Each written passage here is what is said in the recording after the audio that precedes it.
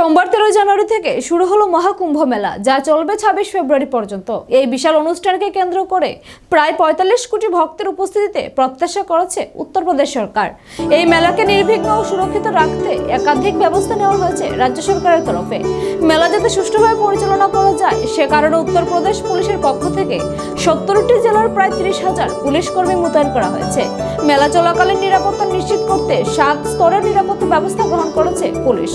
কোটি কোটি ভক্তের গতিবিধি রাখতে পুলিশ অত্যাধুনিক প্রযুক্তির সাহায্য নিয়েছে।